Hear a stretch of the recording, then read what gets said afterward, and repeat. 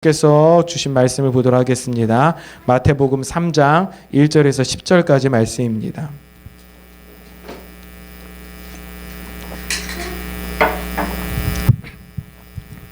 마태복음 3장 1절에서 10절까지 말씀입니다.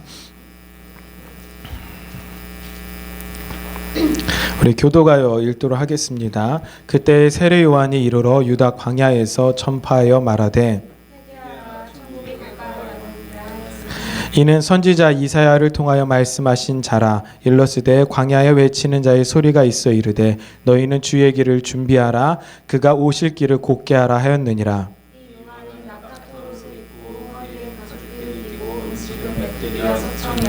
이때에 예루살렘과 온 유대와 요단강 사방에서 다 그에게 나와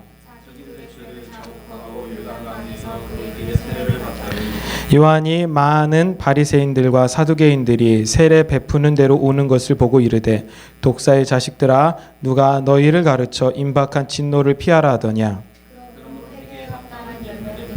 속으로 아브라함이 우리 조상이라고 생각하지 말라. 내가 너희에게 이르노니 하나님이 능히 이 돌들로도 아브라함의 자손이 되게 하시리라.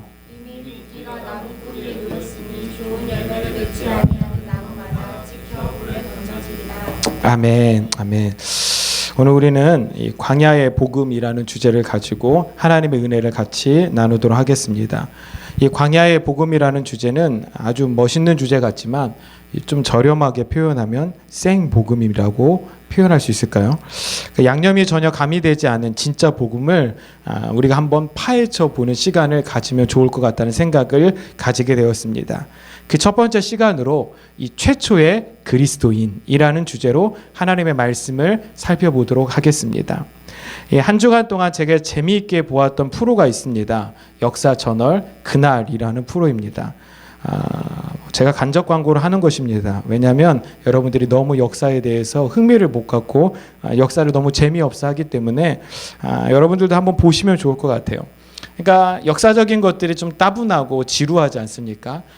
역사 다큐멘터리들이 참 많이 있습니다. 그런 다큐멘터리들의 하나같이 어떤 식이죠?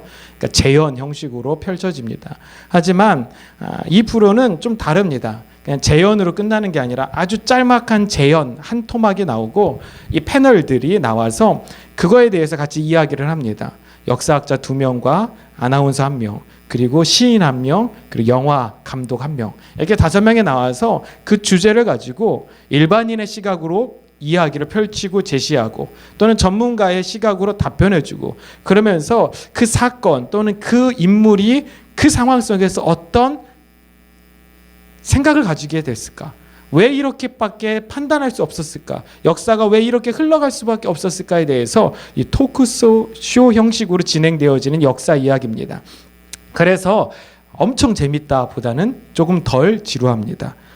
그 프로 중에 이 정도전이 이성계를 만날 날이라는 프로가 있었습니다. 조선을 건국한 이성계와 개국공신 정도전에 관련된 이야기입니다. 사실 이성계는 조선이라는 나라를 건국하고자 하는 마음이 없었습니다. 많은 사람들이 이성계가 조선을 건국하기 위해서 쿠데타를 일으켜 정권을 잡고 조선을 만들었다라고 생각하지만 실제로는 그렇지 않고 이성계가 꿈꿨던 한 가지는 그 당시 이 고려 말의 상황이 너무나도 안 좋았기 때문에 그 안 좋은 고려 말의 상황을 좀 변화시키고 정말로 개혁하고 싶은 혁명을 일으키고 싶었을 뿐이었습니다. 하지만 이 이성계의 조력자 정도전은 다른 생각을 가지고 있었습니다. 고려 말의 귀족들의 부패, 그 부패 또 불교의 부패를 바라보며 전혀 새로운 세상이 필요하다. 전혀 새로운 관료주의가 필요하다. 전혀 새로운 가치들이 필요하다라는 생각을 가져서 그 안에 이성계를 돕고 있었지만 그리고 이성계의 무력을 빌렸지만 그 안에는 새로운 나라에 대한 꿈을 가지고 있었다라는 것입니다. 그래서 이 프로가 마무리되어 갈 쯤에 한 명씩 이 정도전이란 인물에 대해서 정리하십시오라고 이야기할 때 한 역사학자가 이렇게 평가했습니다. 정도전은 최초의 조선인이었다. 그는 고려 말에 살고 있었지만 그는 조선이라는 땅을 생각하지도 못하고 그 조선이라는 땅을 그가 태어난 땅에서 생각할 수 없었던 그 상황이었지만 그 머릿속에, 그 마음속에 조선을 꿈꾸었고 조선을 만들어냈다라는 거예요. 그래서 이성계가 조선을 건국한 것 같지만 결국 어떤 면에서 보면 정도전이라는 사람이 이성계로 하여금 조선이라는 나라를 만들게 되었다라는 것입니다. 이 프로를 보다가 저도 이런 생각을 해보았습니다. 과연 최초의 그리스도인은 누구일까? 물론 성령의 역사하심이 있었던 사건 후에 안디옥 교회가 세워졌고요. 그 안디옥 교회 성도들이 그리스도인이라고 불리워졌기 때문에 그들이 최초의 그리스도인이 되는 것은 분명한 사실입니다. 하지만 의미적으로 보았을 때 최초의 그리스도인은 누구일까요? 저는 이렇게 결론을 내리고 싶습니다. 바로 세례 요한이 최초의 그리스도인이 아닐까라는 생각을 해보았습니다. 고려라는 나라에 살고 있었지만 전혀 새로운 나라를 꿈꾸며 바라왔던, 그래서 왕을 도와서 새로운 나라를 만들었던 정도전이 최초의 조선인이었다라면 하나님이 침묵하시던 그때에 태어나 메시아를 꿈꾸고 왕으로 오실 예수님의 길을 준비하고 예비한 그 예수님을 믿고 바랬던 그 세례 요한이 최초의 그리스도인이 아닐까라는 생각을 해보았습니다. 예수님께서 복음 사역을 시작하셨습니다. 하지만 예수님보다 먼저 앞서서 복음을 전파한 세례 요한이 없었다라면 예수님께서는 상당히 어려운 복음 사역을 펼치실 수밖에 없었을 것입니다. 한번 생각해 보십시오. 제가 어디 가서 제가 목사입니다라고 이야기하는 것이 참 어려울 때가 있어요. 그럴 때 누군가가 이분이 목사님입니다라고 소개해주면 아주 간편해질 때가 있어요. 마찬가지로 만약에 세례 요한의 사역이 없었다고 생각해 보십시오. 예수님께서 직접 오셔서 이렇게 말씀하셔야 돼요. 정말 진짜 내가 교만한 게 아니라 내가 이렇게 말하기 좀 부끄럽고 쑥스러운데 내가 메시아다? 그래서 사람들이 그럴 거 아니에요. 에이 아닌 것 같은데 그러면 아니야 내가 메시아. 답답하네 이걸 어떻게 증명하지? 이게 정말로 어려운 사건 순간이었을 거예요. 그러나 예수님보다 먼저 예수님을 보지 못했지만 예수님의 시대에 살지 않았지만 예수님의 이전 시대에 먼저 와서 세례 요한이 그 예수님을 믿고 그분이 오실 것을 바라고 그가 뭘 했죠? 예수님을 선포하기 시작했어요. 메시아가 올 것이다라고 이야기하기 시작했어요.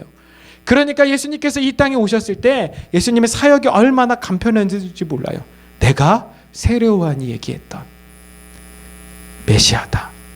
그랬을 때 사람들이 그 말에 반응하기 시작하는 거죠. 더 이상 부연 설명이 없습니다.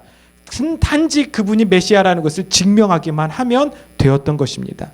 그러므로 제가 이런 논리, 이런 시대적 역사와 사건들을 바탕으로 볼 때 최초의 그리스도인은 광야에서 외치던 세례 요한이 아닐까라는 생각을 해봤습니다. 그러면서 이 광야의 복음의 첫 시작을 이 세례 요한으로 잡으면서 우리도 정말로 이 시대에 다시 오실 예수님을 광야와 같은 세상에 나가서 외치자. 아멘.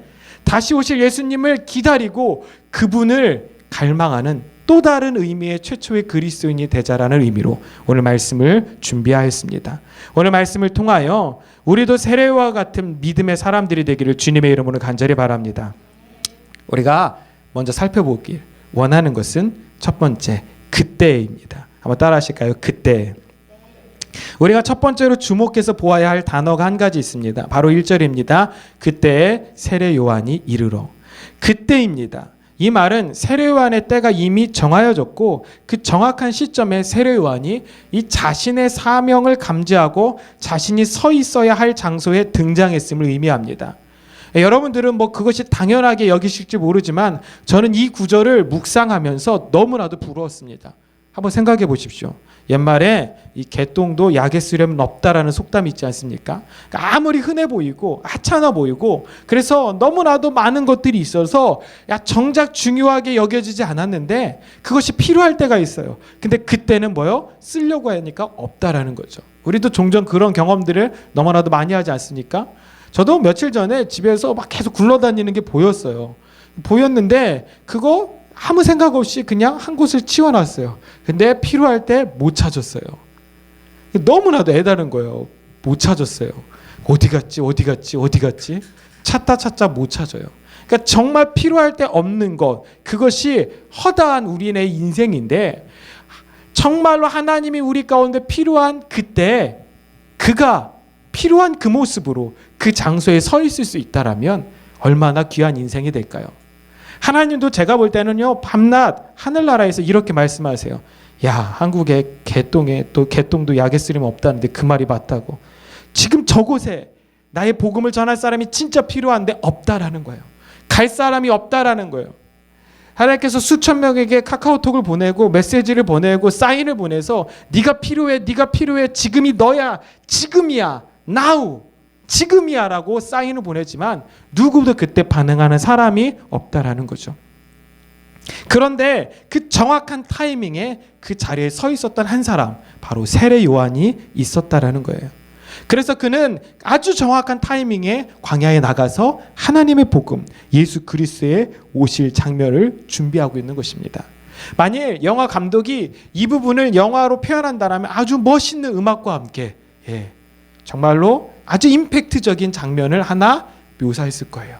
하나님의 그 당황하시는 모습과 정말로 그 도래하는 그 시간의 그 촉박함 속에서 세례 요한이 광야에 딱 등장하는 거죠. 멋있잖아요. 옷도 낙타, 약대 털옷을 입고 메뚜기와 석청을 이렇게 징글징글 씹으면서 그가 등장하는 그 모습을 생각해 보시죠. 정말로 여러분들, 제가 소망하는 한 가지가 바로 이것입니다. 여러분들과 제가 하나님이 원하시는 그 시점에 서 있게 되길 간절히 소망합니다. 이 어노인팅 교회가 바로 그런 교회가 되기를 바라고, 저는 지금이 바로 그 시점이라고 믿습니다. 이 땅에 복음이 필요해서 누군가 세상에 뛰어들어 복음을 전해야 하는 그때에 아멘 하면서 우리가 나아가는 것입니다. 그 정확한 타이밍에 우리가 준비되어 있는 것입니다. 물론 아직 미흡한 부분이 있지만 그래도 우리가 그 타이밍을 감지하고 준비하고 있다라는 것, 그것은 이미 우리가 승리할 수 있는 모든 조건을 갖추어졌음을 의미하는 것입니다. 성경에 보면요, 그때라는 단어가 몇 번에 걸쳐서 나오는지 아십니까? 무려 466번에 걸쳐서 나옵니다. 엄청 많죠. 이것이 의미하는 바가 무엇인지 아십니까? 하나님께서는 그냥 즉흥적으로 일하시는 것이 아니라 하나님은 때를 정해놓고 일하신다라는 거예요. 하나님께서는 반드시 그 정하신 때가 있다라는 거예요. 그분의 섭리 아래 그분이 펼치시고자 하는 계획과 그분이 펼치시고자 하는 그 뜻을 펼치시는 시점들이 있다라는 거예요. 그래서 어떤 면에서 보면 오늘 여러분들이 이곳에 와서 예배하는 거, 그것도 그때예요. 여러분들이 정말로 오늘 말씀을 듣고 그래 내가 주를 위해서 무언가 해야겠다라는 마음을 품는 것도 그때예요. 그래서 성경에 그때라고 표현된 구절들을 보면 하나같이 놀라운 사건들, 어떤 대단한 변혁들이 일어나는 시점들이 분명히 있더라는 거예요. 그것은 하나님의 수없이 많은 사람들을 그 시점에 콜링하시고 그 시점에 하나님 앞에 반응하며 나오는 사람들을 통하여 하나님은 일하신다라는 거예요. 그때에 준비되어 있는 사람, 훈련되어 있는 사람을 불러서 사용하시고 그것이 하나님과 인간이 동역하는 방법인 것입니다. 여러분들은 그때를 준비하고 계신가요? 아니면 보이지 않는 그때를 준비하는 것이 멍청해 보여서 아무것도 하지 않고 계신가요? 우리의 눈에 보이지 않을 뿐입니다. 여러분들 눈에 보이지 않을 때 아무것도 일어나지 않는다라고 생각하지 마십시오. 지금 이 순간에도 보이지 않고 인식하지 못하는 수많은 일들이 발생하고 있습니다. 그렇다면 우리는 이 영적인 시각도 열어야 합니다. 우리 인간들도 이런데 하나님이 우리가 보지 못하는 것들을 계획하지 못하시거나 진행하지 못하실 일이 없기 때문입니다. 하나님은 지금도 우리 안에서 일하고 역사하고 계십니다. 그 일을 보고 싶다면 믿음으로 준비하십시오. 그러면 여러분들은 보게 될 것입니다. 왜냐하면 여러분들이 믿음으로 보았던 그 일들 가운데 여러분들이 틀림없이 쓰임받고 있을 것이 분명하기 때문입니다. 여러분들이 믿음으로 보고 그걸 준비하고 있다라면 그때에 여러분들이 그 일들을 감당하고 있을 거예요. 세례 요한이 어려서부터 자신에게 주어진 그 꿈, 그 비전, 그 사명이 예수 그리스도의 오시는 길을 준비하고 예배하는 것이라고 그가 알고 믿었고 준비하였기 때문에 그 정확한 타이밍에 정확한 모습으로 정확한 장소인 광야에 서 있을 수 있었던 것입니다. 오늘 여러분의 삶 가운데 그 하나님의 정확한 타이밍을 잡아 그때에 합당한 인물로 준비되어 가길 주님의 이름으로 간절히 축원합니다. 두 번째, 이 불확실함을 확실함으로 말하라는 것입니다. 한번 따라합시다. 불확실함을 확실함으로 말하라. 2절 3절 말씀 보면 이렇게 나옵니다. 우리 2절 3절 말씀을 같이 한번 읽도록 하겠습니다. 회개하라, 천국이 가까워 왔느니라 하였으니 그는 선지자 이사야를 통하여 말씀하신 자라. 일렀으되 광야에 외치는 자의 소리가 있어 이르되 너희는 주의 길을 준비하라, 그가 오실 길을 곧게 하라 하였느니라. 아멘. 2절과 3절에서 세례 요한은 이 두 가지를 확신 있게 선포합니다. 첫 번째가 천국, 곧 하나님 나라가 가까워 왔음을 이야기합니다. 두 번째가 이사야의 예언이 성취되고 있음을 확신 있게 이야기를 합니다. 그러나 이 두 가지는 결코 다 쉬운 선포가 아닙니다. 왜냐하면 이 두 가지 다 불확실한 것들이기 때문입니다. 아니, 불확실할 뿐만 아니라 너무나도 오래된 묵은 예언이며 너무나도 많은 거짓의 사람들이 등장해서 사람들을 현혹시켰던 큰 주제였기 때문입니다. 또다시 이것을 말하는 것이 얼마나 위험한지를 세례 요한도 너무나도 잘 알고 있었습니다. 그런데도 그는 오늘 당당하게 이 불확실한 토픽을 확실함으로 선포하고 있습니다. 웬만한 믿음, 웬만한 모험이 아니면 결코 불가능한 일입니다. 제가요, 필리핀에 있을 때 이런 일이 있었습니다. 제 아내가 그 시장에 가서, 마트에 가서 그 구황식물 비슷한, 구황식물이라고 하면 잘 이해가 되시나요? 뭐 감자, 고구마 뭐 이런 거죠. 예. 그러니까 뿌리식물이라고 하나요? 하여튼 뭐 비슷한 뭐 이렇게 하나를 사갖고 왔어요. 근데 이게 그렇게 맛있다고 사람들이 그래서 사갖고 왔대요. 그래서 제가 그래 하고 씻고 열심히 깎아서 한번 베어서 물었어요. 씹었어요. 그리고 삼켰어요. 근데 조금 지나지 않아서 목이 따끔거리기 시작하는 거예요. 그리고 배가 살살 아프기 시작해요. 그래서 제가 먹지 마, 이거 이상한 것 같아, 이렇게 선포하고 계속 물을 마시며 희석시키려고 했는데 목이 너무나도 따끔거리고 목이 이렇게 붓고 있는 것이 느껴지더라고요. 제 기억으로는 한 이틀 정도쯤 고생한 것 같아요. 계속해서 목이 따끔거림이 가시지 않아서. 나중에 알고 보니까 그 식물은 반드시 쪄서 먹어야 되는 거래요. 쪄서 먹으면 그 독성분이 빠져서 괜찮은데 날것으로 먹으면 많이 섭취하면 자칫 위험할 수 있다라는 것이죠. 예. 여러분들, 제가 그걸 알고 나서 그 다음에 그걸 쪄서 먹었을까요? 안 먹었을까요? 안 먹었어요. 버렸어요. 짜증나서. 예. 제 성격 아시잖아요. 그걸 버려버렸다고요. 그런데 그러면 사건을 경험하면서 제가 그런 생각을 해봤어요. 도대체 이걸 누가 처음에 쪄서 먹을 걸 시도해봤을까? 여러분 그런 생각 안 해보나요? 예. 처음에 그 사람도 처음에 계속 까서 먹었을 텐데 그거 먹고 나서 엄청 고생했을 거 아니에요. 그럼 저 같으면 그거 버리고 이건 못 먹는 거야. 그리고 사람들에게 이거 먹으면 죽어, 큰일 나, 배 아파, 목 아파, 안 돼, 이렇게 이야기했을 텐데 그 사람은요 실험했을 거 아니에요. 이걸 어떻게 먹을까? 물에 씻어서도 먹어보고 말려서도 먹어보고 그래도 따끔거리니까 결국은 쪄서도 먹어봤을 거 아니에요.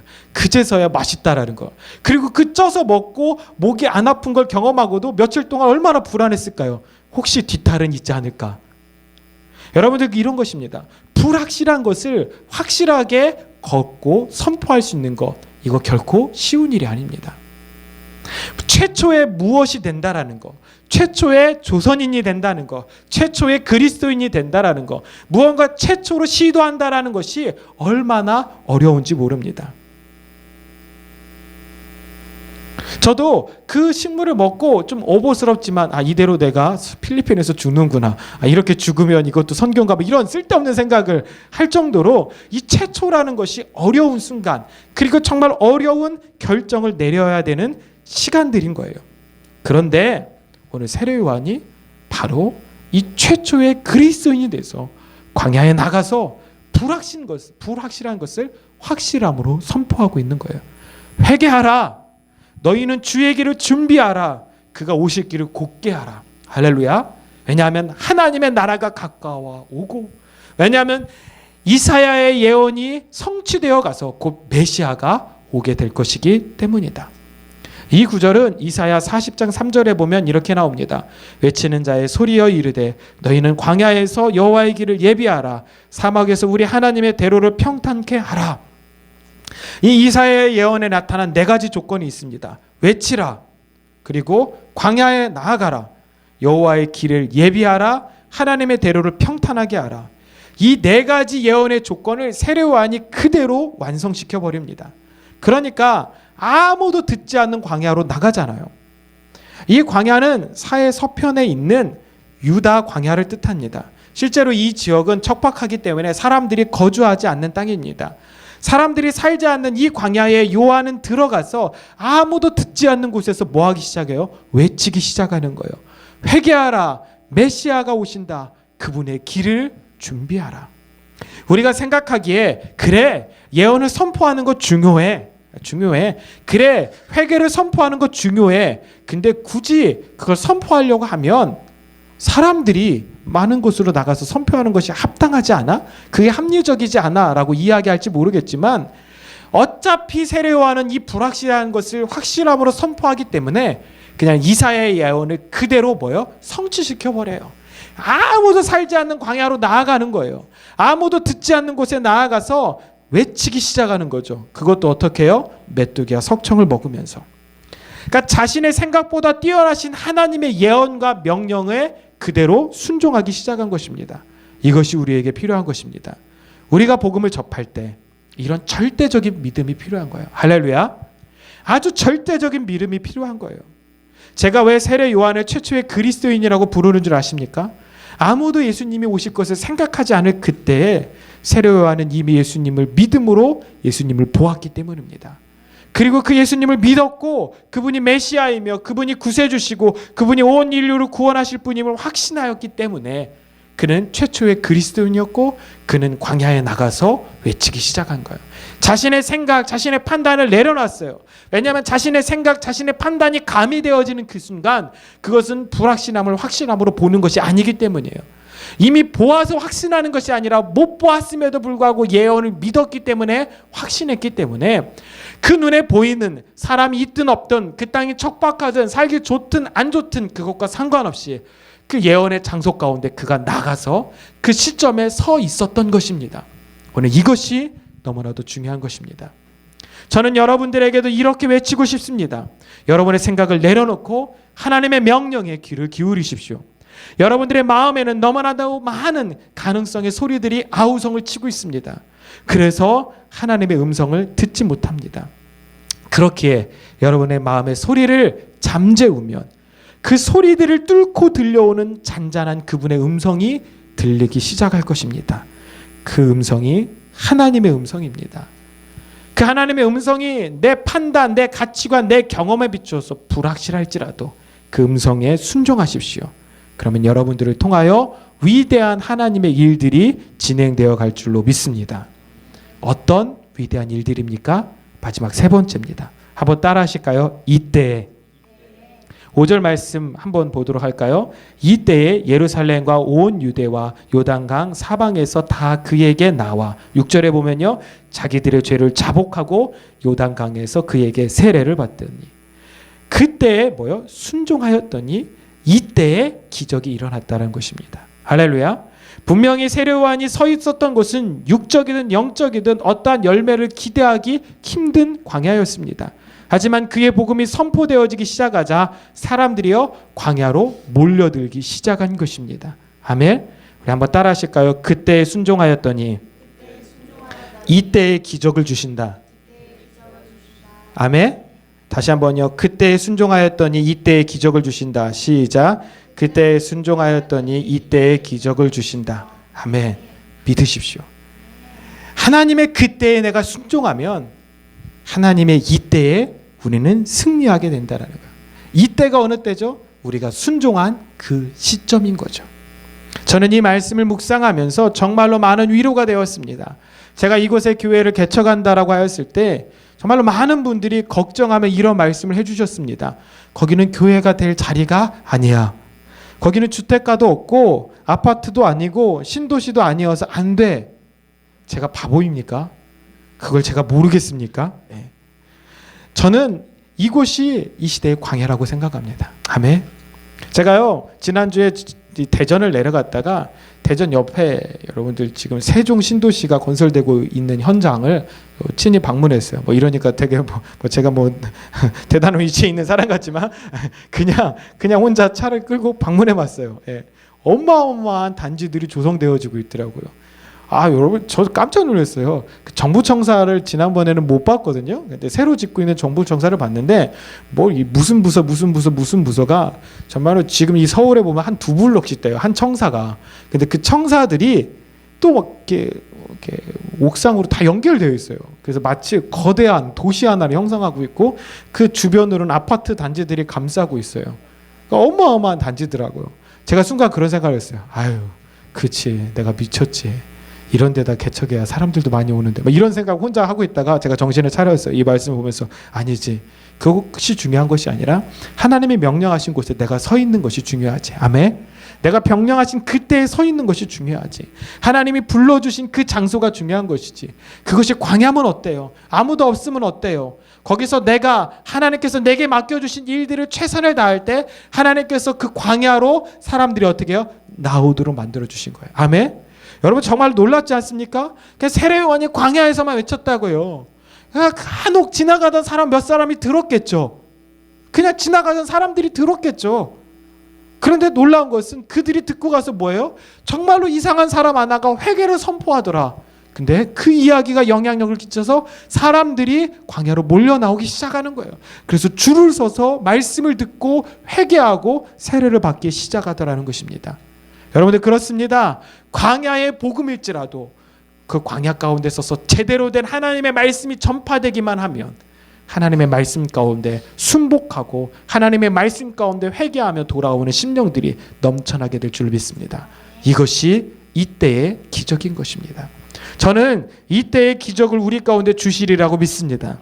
저는 이때의 기적을 여러분의 인생 가운데 하나님께서 주시리라고 믿습니다. 광야 같은 여러분의 인생들, 여러분들 재정적으로 또한 비전적으로 또한 진로의 문제 가운데 여러분의 모든 일들이 다 광야와 같을지라도 걱정하지 마십시오. 그때 하나님의 부름을 받고 여러분들이 광야에 서 있다라면 이때에 하나님께서 여러분의 인생 가운데 정말 감당할 수 없는 축복을 주실 줄로 믿습니다. 세례요한이 받았던 축복은 뭐죠? 많은 사람들의 인기를 얻었다, 많은 사람들의 지지를 얻었다라는 것이 아닙니다. 가장 중요한 것은 세례요한을 통하여 수없이 많은 사람들이 회개하고 하나님께로 돌아섰다라는 거예요. 곧 영혼을 살려냈다라는 것입니다. 아멘. 제가 요즘 눈이 안 좋아서 병원을 다니지 않습니까? 병원을 한번 갈 때마다 정말로 뼈아픈 금액들이 나아가요. 예.